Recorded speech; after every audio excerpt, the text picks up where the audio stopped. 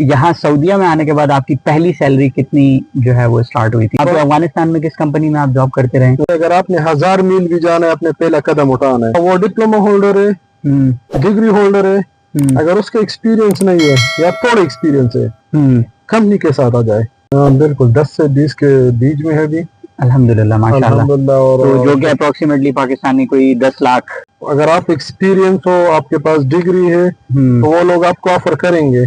For example जो भी 2 लाख 4 लाख 5 लाख 6 लाख रुपए जो भी पाकिस्तान में देते हैं ट्रैवल एजेंसी के अंदर, एयरपोर्ट से बाहर निकलते ही उसका जॉब स्टार्ट है। अस्सलाम वालेकुम। अब्दुल्ला साहब, जैसे आपसे थोड़ी देर पहले बात हुई थी कि पाकिस्तान के हालात जो आपके सामने हैं, आपको भी पता है, और बहुत सारे हमारे अपकमिंग जो इंजीनियर्स हैं और डिप्लोमा होल्डर्स हैं या बीटेक होल्डर्स हैं, वो सऊदी आना चाहते हैं और जॉब्स वगैरह के हवाले से उनको काफ़ी एक रहती है कि वहाँ की मार्केट कैसी है, क्या वहाँ पे सैलरी ब्रैकेट है, जॉब किस तरीके से मिल सकती है, क्या क्वालिफिकेशन होनी चाहिए, कितना एक्सपीरियंस होना चाहिए। तो ये सारी मालूमात जो है वो लोग लेना चाहते हैं, लेकिन वहाँ पे भी जो पाकिस्तान के अंदर जो एजेंट हैं वो कहते कुछ हैं और देते कुछ हैं, तो उस हवाले से भी बहुत ज़्यादा परेशानी होती है। तो इसलिए आपका जो है वो थोड़ी सी इंफॉर्मेशन, थोड़ा सा एक्सपीरियंस जो है आपका वो शेयर करें, क्योंकि आप यहाँ पे एक अरसा दराज से तकरीबन सऊदीया में जॉब कर रहे हैं। तो थोड़ा सा इंट्रोडक्शन करवा दें कि आप कहाँ से हैं, क्या आपकी क्वालिफिकेशन है और कहाँ पे आपने काम किया है, कितना एक्सपीरियंस था जब आप सऊदीया आए, तो इस हवाले से थोड़ा सा बता दीजिएगा। जी वालेकुम सलाम। हाँ, मैं पेशावर से हूँ और मैंने DAE किया 3 इयर्स का diploma of engineer, civil engineering में। और मैं 2008 से 16 तक, क्योंकि हमारे साथ अफगानिस्तान नज़दीक है, पेशावर वो एक बाउंड्री है ना, तो हमें बहुत ज़्यादा अपॉर्चुनिटी थी कि हम उधर चले जाए। उस टाइम बहुत बड़ा मार्केट था अफगानिस्तान में, ऑल ओवर द वर्ल्ड लोग आ रहे थे और उधर काम कर रहे थे, क्योंकि डॉलर्स में वो लोग कमा रहे थे। तो हम भी गए थे, तो स्टार्ट में तो हमें बहुत कम मार्जिन में मिला था, 16 तक, फिर हम बहुत आगे तक गए थे। तो 8 साल उधर गुजारे अफगानिस्तान के अंदर। ठीक है। और वहाँ पे अफगानिस्तान में किस कंपनी में आप जॉब करते रहे? उधर वो सारी कंपनियां, हम तो सब कंट्रैक्टर में थे, कंट्रैक्टर्स के थे, लेकिन हमारे जो ऊपर जितने कंट्रोल और जो क्लाइंट या कंसल्टेंट बोलते हैं, जितनी भी कंपनियां थी ना, वो सारे US आर्मी कॉर्प से रिलेटेड थी। ओके। और सॉरी टू इंटरप्ट यू, ये सबसे पहली आपकी जॉब थी जो आपने अफगानिस्तान में की? बिल्कुल 2008 से स्टार्ट हुई थी और वही पर फर्स्ट जॉब हमें। तो वो आपका सैलरी ब्रैकेट वहाँ पे क्या था? आपने कितने से कितने में स्टार्ट किया था? अगर आप ये थोड़ी तो $350 मुझे दे रहे थे वो लोग, क्योंकि हम बिल्कुल फ्रेश थे ना। पाकिस्तान के कितने बनते थे? वो 32,000 बनते थे, जो बहुत ज्यादा थे, थोड़े नहीं बहुत ज्यादा थे। यानी उस टाइम 85 में सॉरी डॉलर था ना। फिर 2-3 महीने बाद काम जब हमें समझ आई, कंपनी को जरूरत पड़ गई, उसने और भी ज्यादा किया, 500 किया, फिर 700, 1100। यानी इवन माई लास्ट प्रोजेक्ट जो मेरा था, उसमें मेरे $2,800 सैलरी थी। जबरदस्त। तो 8 साल आपने वहाँ पर काम किया, फिर आप यहाँ उसके बाद भी आपने कोई पाकिस्तान में जॉब की या डायरेक्ट आप सऊदी आ गए? अफगानिस्तान से जब मैंने खत्म किया लास्ट में, तो मेरे एक दोस्त ने मेरे साथ कांटेक्ट किया, उसके रेफरेंस पर मैं अब सऊदी अरब आ गया और इधर एक कंसल्टेंट कंपनी ज्वाइन की। अच्छा, तो मतलब आप वहाँ से रेफरेंस की बेस के ऊपर आपको यहाँ पे जॉब मिली? हाँ, रेफरेंस इस तरह था कि एक बंदे ने बोला कि एयरफ्ला कंपनी को बननी चाहिए, if you send me CV I can forward your CV for your job. Okay. तो इसमें मतलब आप फिर वो तब आजाद वीजा लेकर आए थे जो नॉर्मली जो डायरेक्ट कंपनी ने वीजा इशू किया था, उसने इंटरव्यू लिया हुआ था और उसने प्रूव करके डायरेक्ट सब चीजें कंपनी की तरफ से थी। तो 2016 से मतलब आप तब से अभी 2025 है, जुलाई चल रहा है, 2025 और सऊदी अरब में तीसरी कंपनी है। अच्छा, सऊदी अरब में अभी तक आप तीसरी कंपनी में आप जॉब कर रहे हैं। तो इस दौरान में आप कभी जॉब छोड़ के या खत्म होने के बाद पाकिस्तान गए या आपने कंटिन्यू मतलब किया है? कंटिन्यू के कुछ टाइम के लिए मैं गया था, वो भी वैसे छुट्टी पर गया था, 6 महीने गुजारे थे। सही। अच्छा, थोड़ा सा पर्सनल है, मैं इसको थोड़ा क्योंकि मुख्तसर करना चाह रहा हूँ, तो थोड़ा रैपिड आप समझ लें कि क्वेश्चंस कर रहा हूँ। तो इसमें मुझे एक चीज़ और बताएं, अगर आप पर्सनल इन्फॉर्मेशन थोड़ी सी शेयर करेंगे। जब आप पहली जो सैलरी आपकी सऊदीया की कंपनी में लगी, तो वो कंसल्टेंट कंपनी थी और अफगानिस्तान में आप कॉन्ट्रैक्टिंग में करते थे, जहाँ पे आप $1,200 तकरीबन $1,500 पे छोड़ कर आए।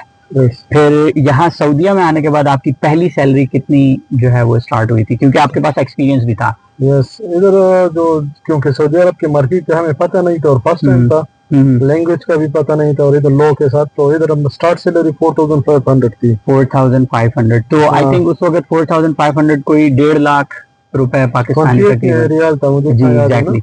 तो ये तकरीबन कोई 1.5 लाख रुपए पाकिस्तानी हाँ, बन वो सकते भी हैं। बहुत ज्यादा थी, बहुत ज्यादा। वो उस वक्त वाकई Yes. बहुत ज्यादा थी।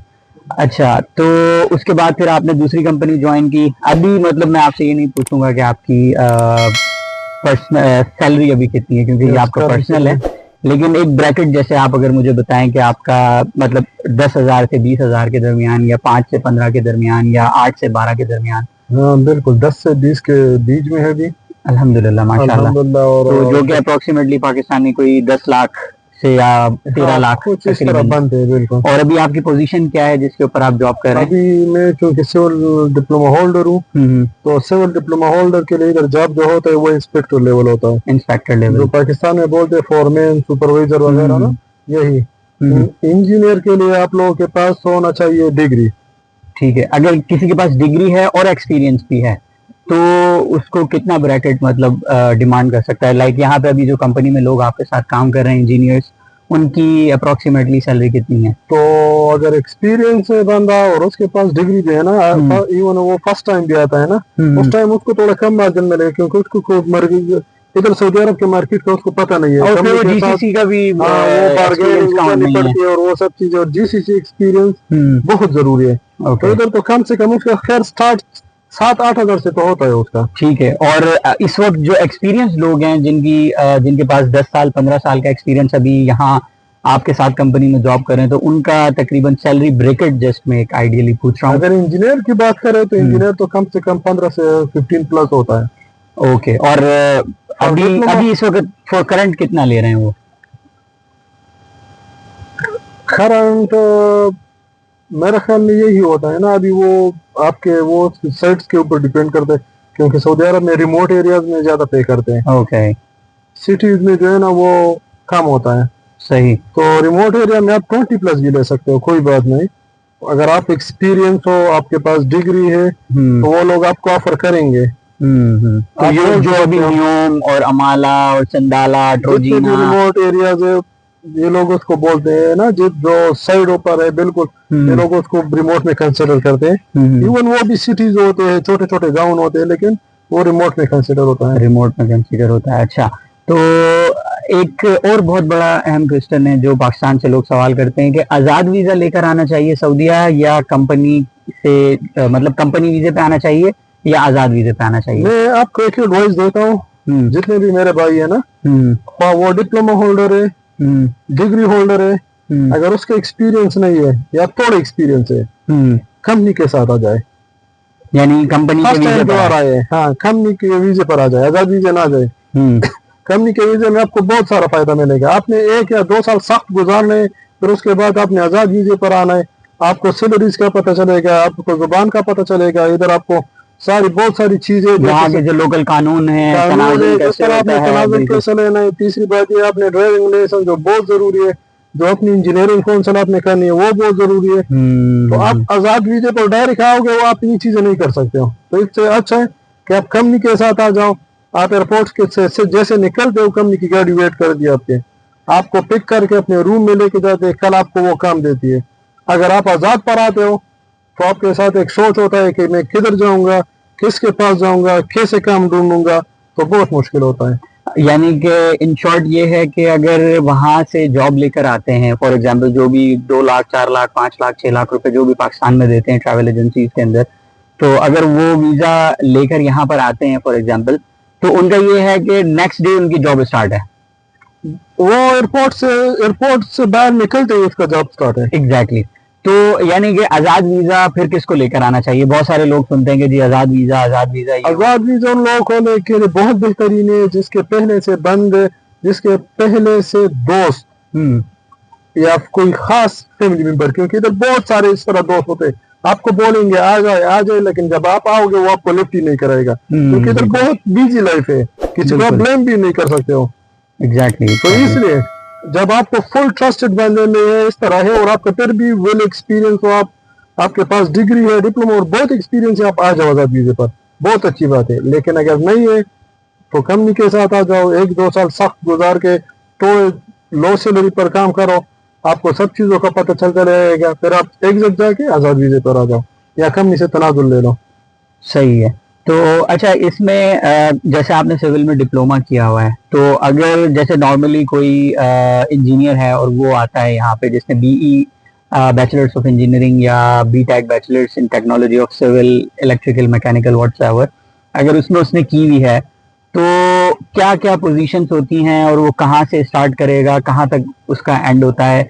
और इसमें एक और चीज़ भी साथ आप ऐड कर देना कि एडिशनल कोर्सेज जो सर्टिफिकेशंस होती हैं, लाइक ISO 9001 हो गई, और फिर ये PMP या इस टाइप की जो एडिशनल सर्टिफिकेशंस हैं, जितनी भी छोटे छोटे कोर्सेज है ना, स्पेशली इधर जो फॉर इंजीनियर जो सबसे मस्त चीज है ना, जो सबसे बेसिक हम बोल देंगे, जैसे ये एमएस ऑफिस और ऑटोकैड हो गया, लेकिन उसके बाद आपने जो छोटी छोटी डिग्री होती है जो आपके प्रोफाइल को स्ट्रांग करती है, जिस तरह हबीब साहब ने बोला ISO क्वालिटी का जो है ना, क्वालिटी मैनेजमेंट सिस्टम होता है QMS 9001 2015 वो ही होता है ना, या आपने PMP कर लिया या आपने और इस तरह रिलेटेड कोर्सेज कर दिया ना, तो आप वो के CV में वो एक प्लस पॉइंट पर बन जाता है, वेटेज हो जाता है आपका, हाँ, आपका वो एक पर्सनालिटी बना देता है ना, आगे बंद जो रिक्रूटर होते हैं ना वो उसको वो अटेंशन कर देता है। सही। तो अच्छा, इसमें पोजीशंस क्या क्या होती हैं? क्योंकि डेफिनेटली हमारे जितने भी इंजीनियर्स हैं तो भी हमारे अभी देख रहे हैं, तो उनके हवाले से कि पोजीशन कहाँ से स्टार्ट होती है एक फ्रेश इंजीनियर की जिसने अभी BE किया हो? क्योंकि अभी आपने बताया डिप्लोमा होल्डर्स जो हैं वो डेफिनेटली इंजीनियर्स पर भी जाते हैं, लेकिन उनका 15 और 20 प्लस ईयर्स का एक्सपीरियंस होता है, देन वो चले जाते हैं। कुछ ऐसे भी होते हैं जिनका 5 साल का भी एक्सपीरियंस होता है, और कहीं पे क्लाइंट की रिक्वायरमेंट्स ज़्यादा नहीं होती हैं, वो मैं अगले उसमें मैं समझाऊंगा कि क्लाइंट्स की क्या क्या रिक्वायरमेंट्स होती हैं, तो वो फिर काउंट हो जाते हैं इंजीनियर्स में। लेकिन एक फ्रेश इंजीनियर जब अपनी जॉब स्टार्ट करता है तो उसकी क्या क्या पोजीशंस होती हैं डेजिग्नेशंस के हवाले से? फ्रेश इंजीनियर जो होता है उससे कंपनी जो है ना, कंपनी को अगर पता होता है उसके बैकग्राउंड का कि बंदा कितने एक्सपीरियंस है या नहीं है ना, अगर वो लेस एक्सपीरियंस है तो उसको हमेशा ऐसा ट्रीट करता है as a foreman, as a supervisor. Exactly.